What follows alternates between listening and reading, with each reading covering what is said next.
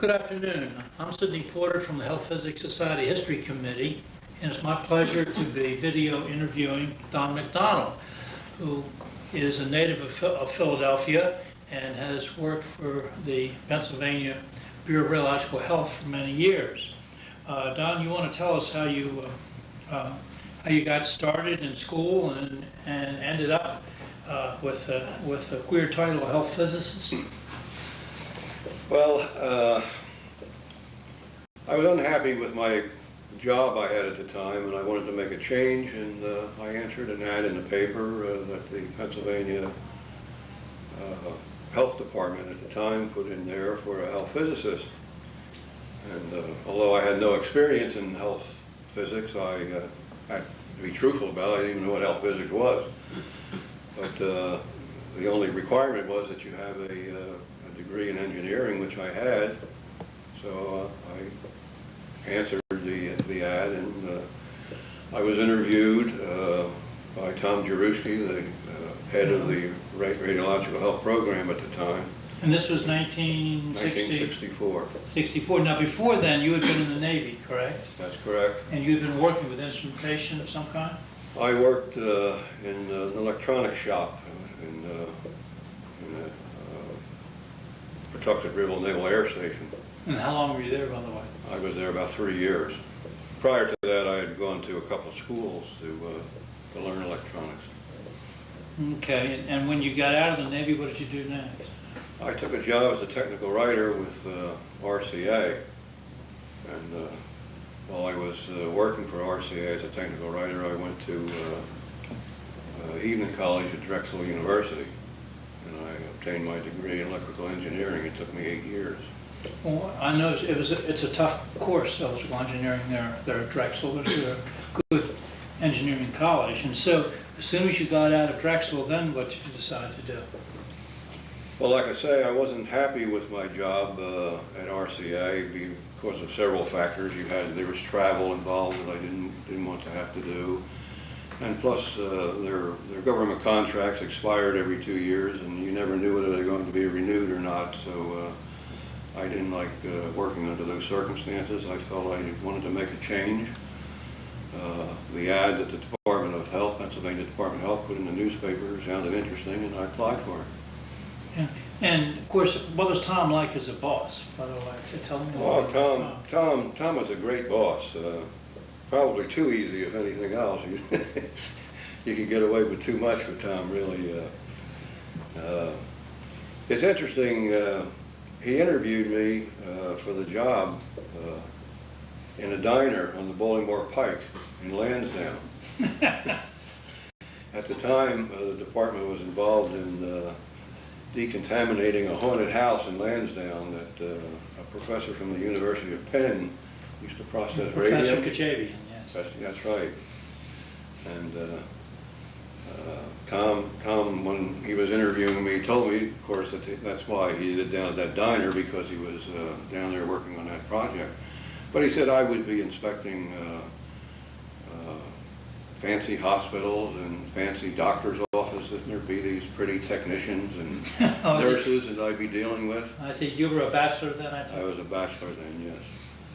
And the first day on the job, I found myself rolling 55-gallon drums of concrete across a lawn that seemed to be the size of a football field. Yeah, and this was the Lansdowne project. This was the Lansdowne project, yes. So you didn't quite see the nurses that you were led to see the first day, huh? I hung in there for about 2 months down there, and they finally sent me off to a radiological health course out in Cincinnati.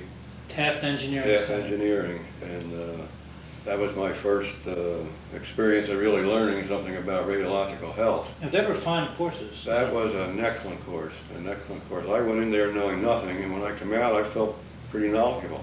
It was a very, very good course. That was one of the best things that the Public Health Service ever did, was run those courses. They were really good courses. They came to Pennsylvania and put on a couple too for us. I think one in non-ionizing radiation, and I forget what the other one was. Applied health physics. Could be, Maggie.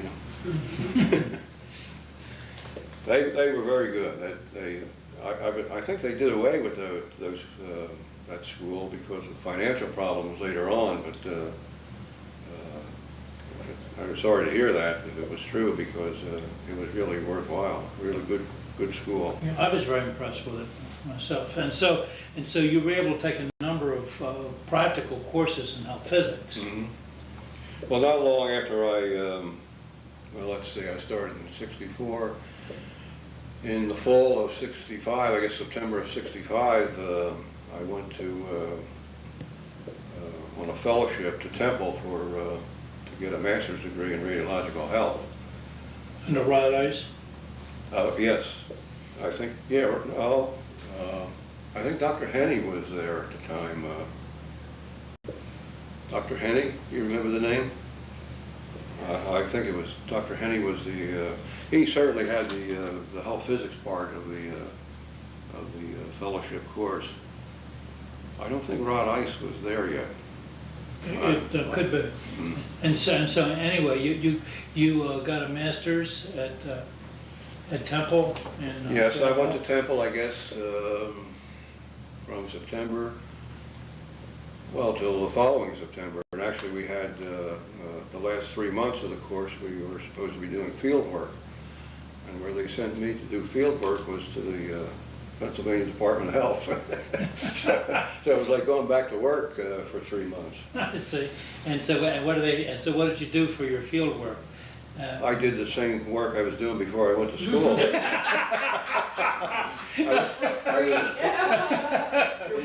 Surprise. Inspecting X-ray users and naturally occurring accelerated to produce radioactive materials. And you were using what, the next procedure? Well, when I first started,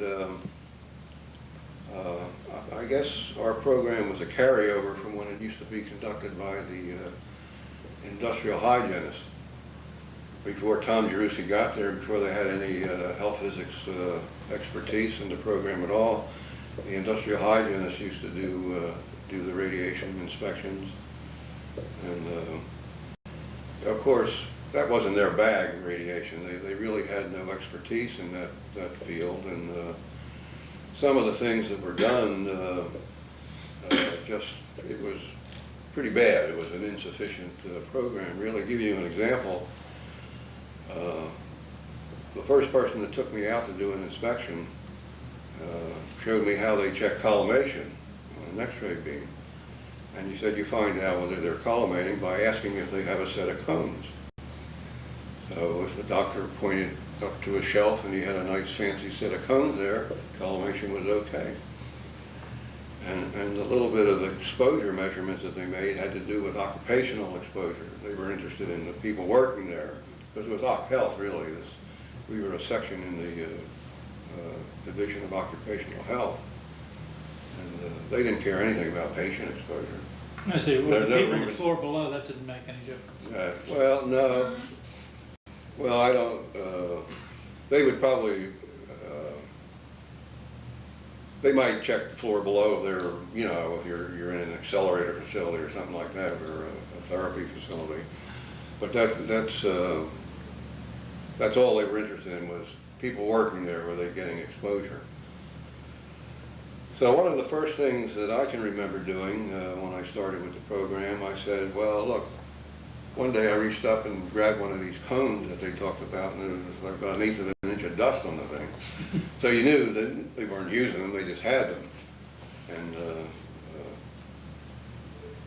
I decided I was going to start measuring the size of beams, and I started doing this. And I also started to take some measurements of what patients were receiving by just measuring the target film, what the exposure was at the target film distance. And there was nothing in the regs at the time, you know, regulating dose. So all you could do is make some recommendations.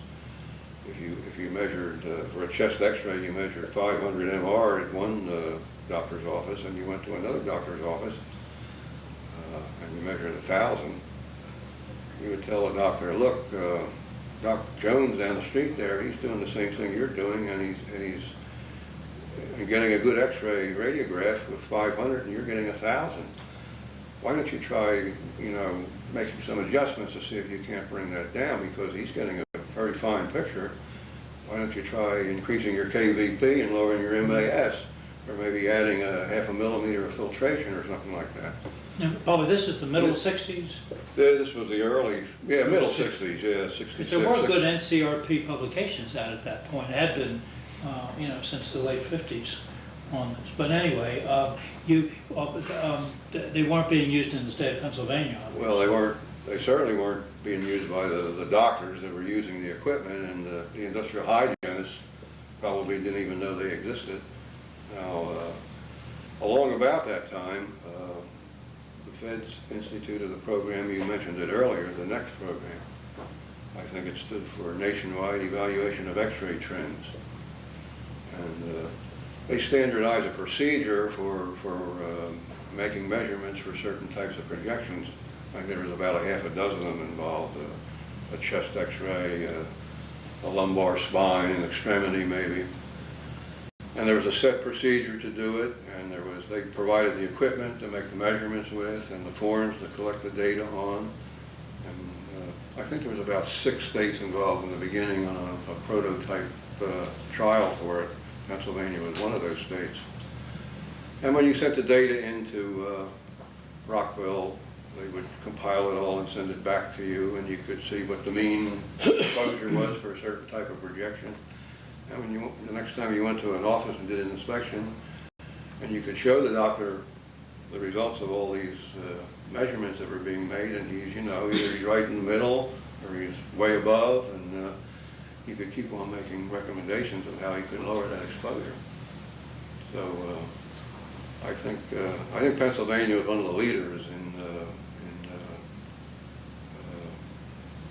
starting to look at things like collimation and patient exposure. And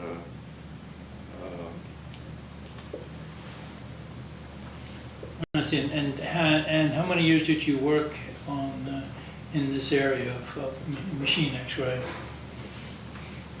I guess I worked out in the field doing inspections until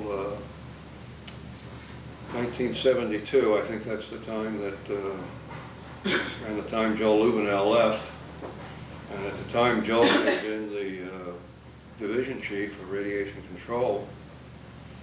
And Tom was looking for someone to take Joel's place.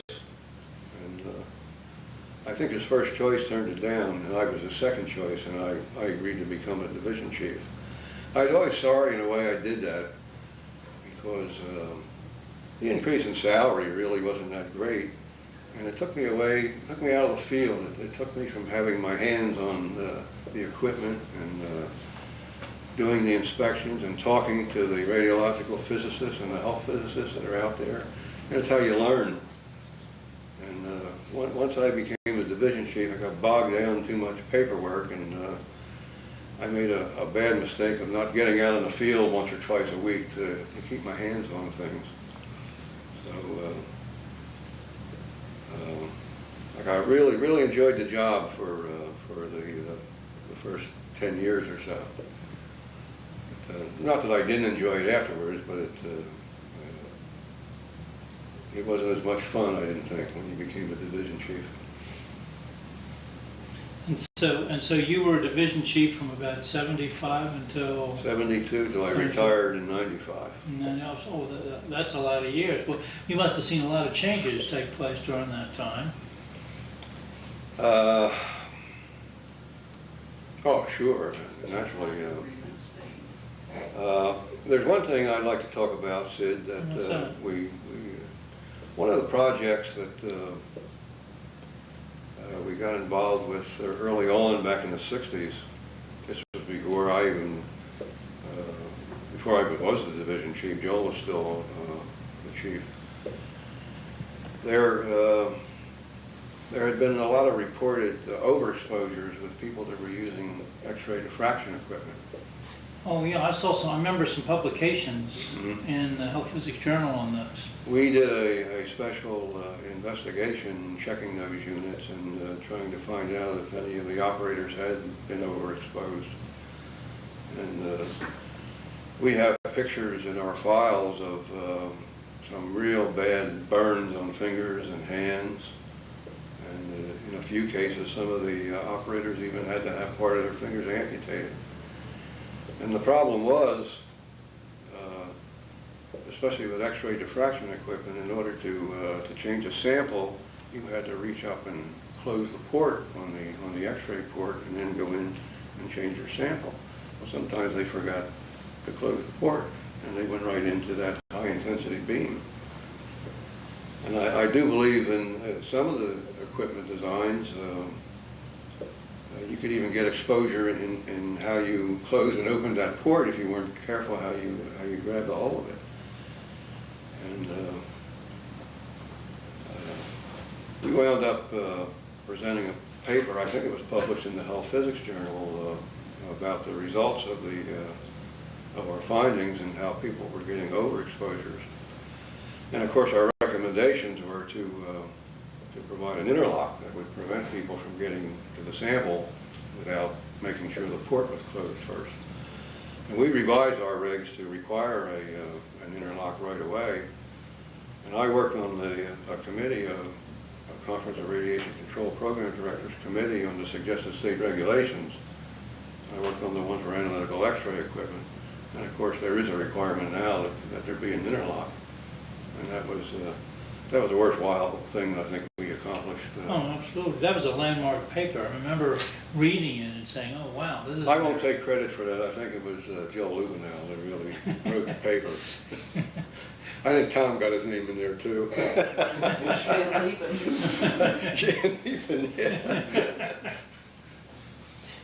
But the thing is, well, that is a fascinating, that's a really important contribution, though, to health physics, to make people aware of major hazards like that. Because that isn't just, a little bit of incidental exposure to somebody.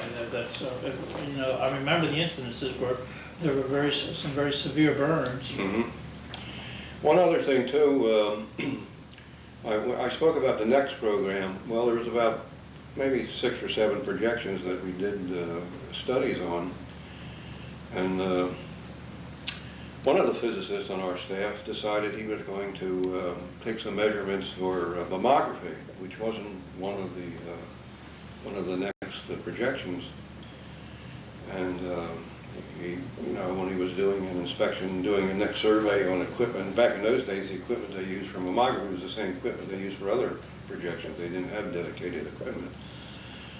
And he started measuring some horrendous skin doses that women were receiving when they had a mammogram done. We were talking about Roentgens, not milliroentgens, Roentgens, 2, 3, 4 Roentgens. And I think in some cases he ran across double-digit Roentgens. And he presented a paper on that at one of the... Who was that? Remember who that? Hank Weisshaus, Henry Weisshaus. He worked for us back in the 70s, and I think he went with the NRC when he left us. But he presented the paper at the Conference of Radiation Control Program Directors, and boy, that really shook people up when they heard about this. Really, really. And it was really the thing that led the vendors to come out with this dedicated mammography equipment, which of course reduced the exposures down. Today they're down in the milliroentgen range. Well, no, they have the new digital imaging equipment, which really lowers it, but boy, it's expensive. Yeah, you're getting into my retirement period now with the digital stuff. That's like when I was back in the Navy, all the electronics that I learned, that was a terrific school, the electronic schools there. Tubes. But everything was tubes, yeah. And when I got out in the field, everything started to go to transistors, and it was really, that's like you're talking about digital now. I don't know much about digital. But I know it's good, yeah, I know it reduces exposure. But in any case, what other major changes did you see? You saw changes in the need for controls on mammography, better mammographic equipment.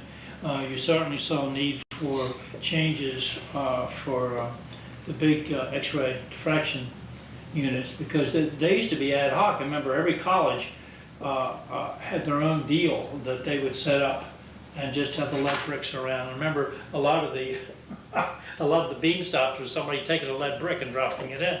And you know, your fingers are around it, etc. And you had a heck of a time not exposing your fingers to some kind of scatter when you were doing things like that. And I remember how ad hoc it was.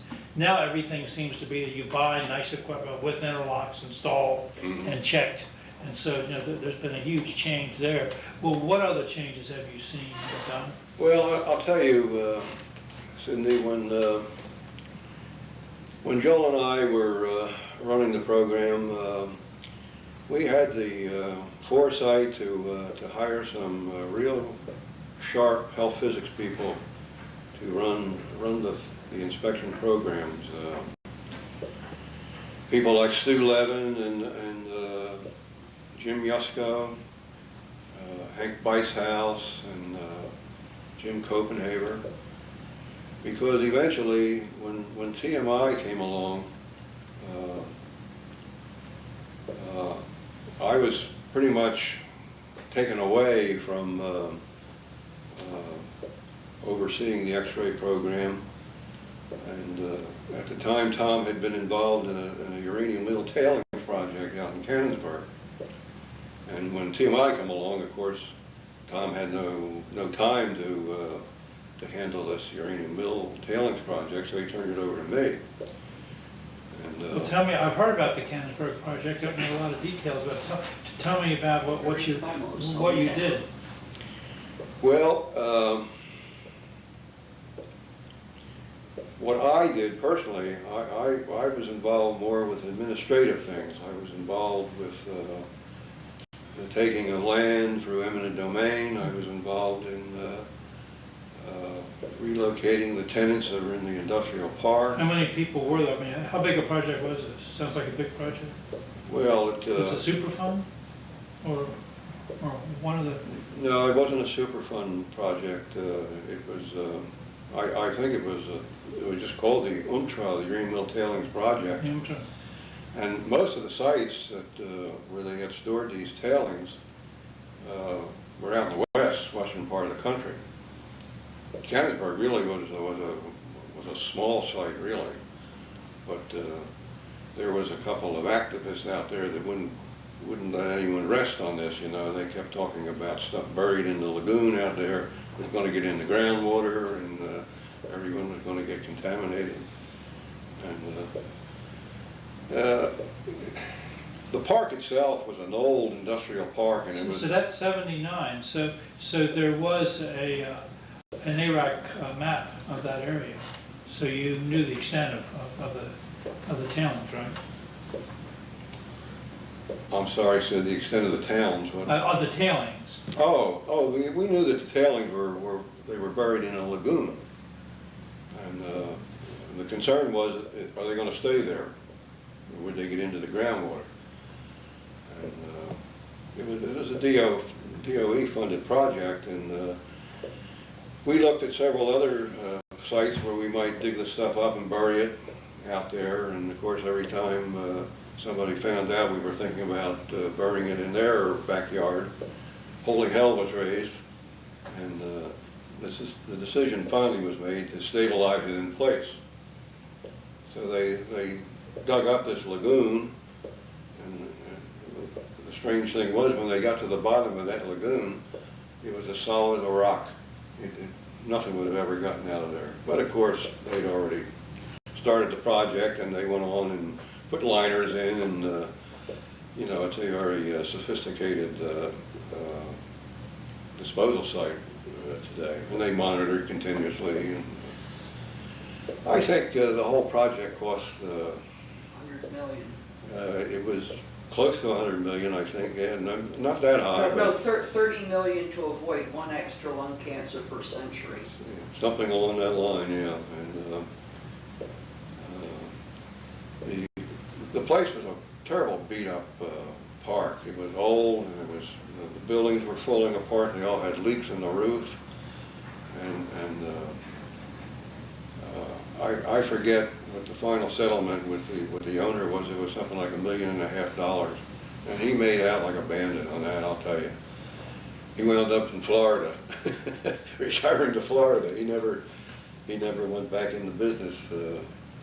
But his tenants too, they bitched like hell about having to relocate, and they weren't getting enough money for everything, and they all wound up in real nice places. Really, they were so much better off afterwards than they were before it started. But like my end of it, Jim Yusko and Stu Levin handled the technical end of it out there at the project. I was involved more with the administrative things, like I say, relocating the tenants and getting appraisals on equipment and taking a property. I worked a lot with lawyers, worked a lot with the Department of Transportation that were always taking, they had people who specialized in taking property, you know, for their different highway projects. So by the time that project was over, I felt like I was no longer a health physicist. I was an administrator. Yeah. Then the next thing Tom put me on, he said, you know, we need to have a registration and licensing fee system to support this program, because up until then, the taxpayers, it came from the general fund, the taxpayers paid for it. And so that was my next project, to come up with a fee system that would support the program. Well, that sounds pretty easy, but when you try and get approvals from the different people in the state that have to approve of it, and you have to justify what you're doing, and it wound up to be a 3-year project, really.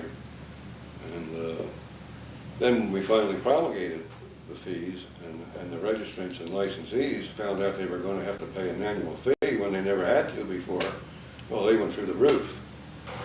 I think the first month after they went into effect, you couldn't put the phone down.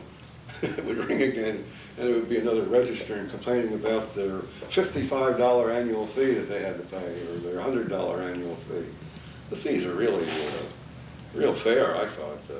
Oh, I think so too, especially compared to the NRC fees. Yeah, but that was something when they first went into effect.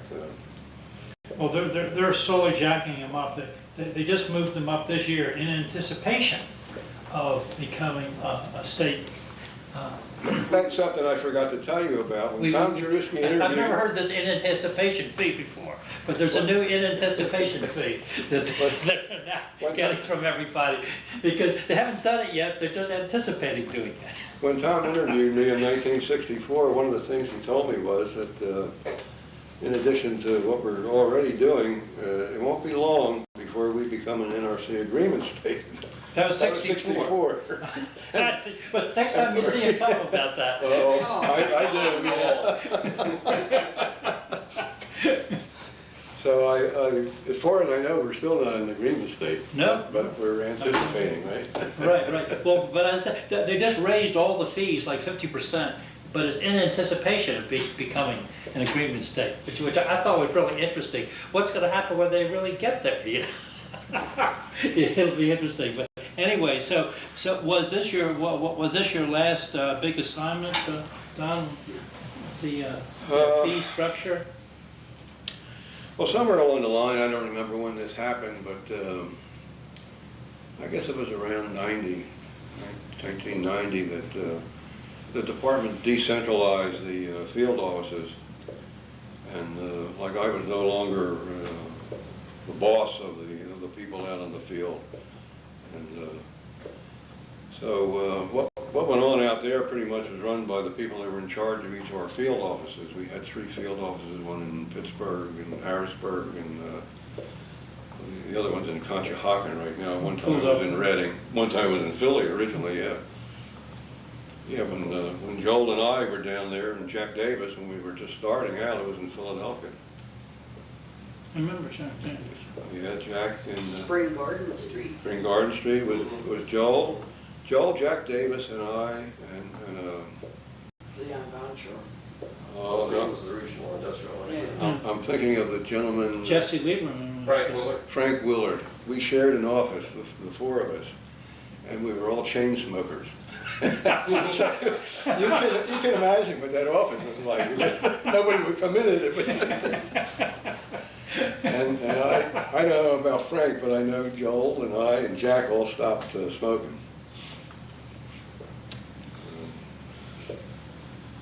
And- yeah, that's where we got started in Philadelphia. Then when Tony Lamostra took over the eastern area, he wanted to work out of Reading. They moved to Reading. And That's an interesting reason to move. then Cuts the overhead. eventually, well, it was in Norristown for a little while. Now it's in Conshohocken. And like I say, I didn't have much to do with the field program, or at least I had no authority over them. But naturally, when one area started doing something that was a little bit different from the other area, I tried to get them together to, so that we wouldn't have inconsistencies in the different regions. And they were cooperative. They would adjust so that things were done the same way. I think that's unique. I'm not sure that I know any other state that has the area offices that don't report to the central health physicists. It's a rather unique thing that our state has. They used to report to central office Right, all I the know. time, but like I say, it got changed. But in 1990, you want to tell us about the reason for that change? As an outsider, I certainly have never understood it. Well, I think it's a kind of a political power struggle between the regional directors and the central office. Central office wants to be in charge, and the regional people, they want to be in charge. And their claim is that things out in their region aren't the same as things in some other region, and who can better decide what should be done in the region but the people that work out there. And they have a point. But like I say, what can happen when you don't have a central person controlling things? They can deviate, and the first thing you know, one region's requiring something and another region's not, and that's not fair to the registrants and licensees if that happens. And what was your what were your final assignments before you retired? My final assignments was doing all the dirty, rotten things that Tom Jaruski and Bill Dornsife didn't want to do, like program planning.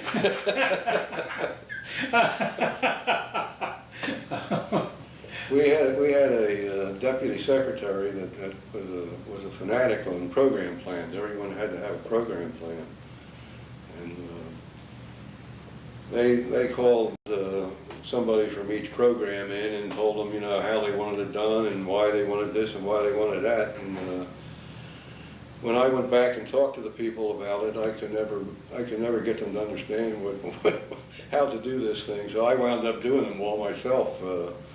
They give me the data and I put them together. And really, Sid, Terrible life, man. the last few years of my work with the Bureau was rather boring, really.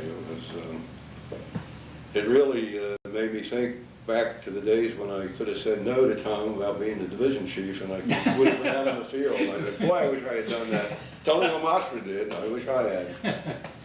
Well, tell me, in the last few minutes here, what words do you have for young health physicists just coming into the division?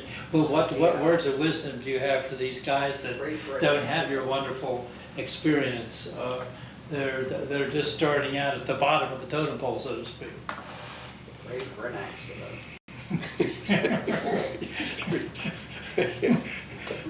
You get a lot of money then, right? Gee, Sid, I don't know. I don't know what I could tell them.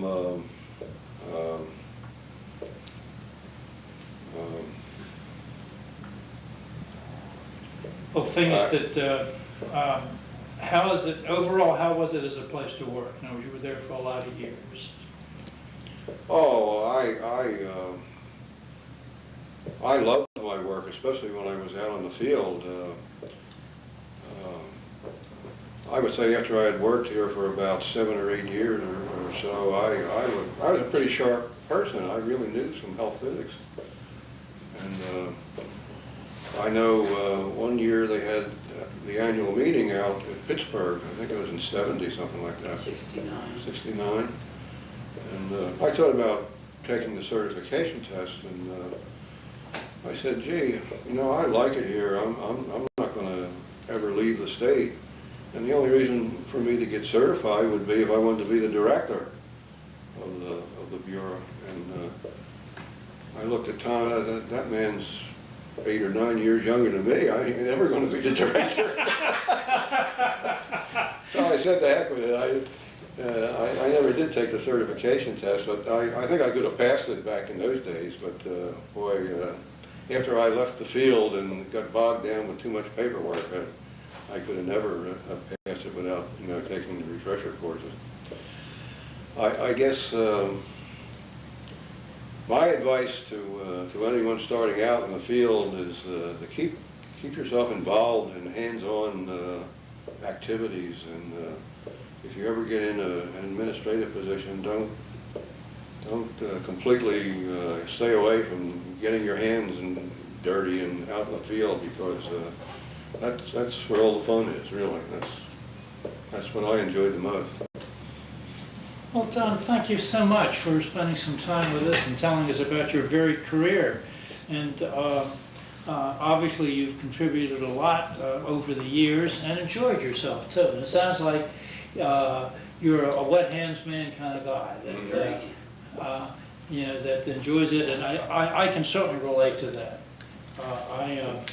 Even so, I get into administrative things. I always enjoy it when I get an assignment that puts me out in the field, back using instrumentation, solving real problems rather than theoretical ones. Well, look, thank you very much. Thanks for having me. And the My society pleasure. very much appreciates your doing this for us. And good luck to you in your retirement. Thanks a lot, Sid.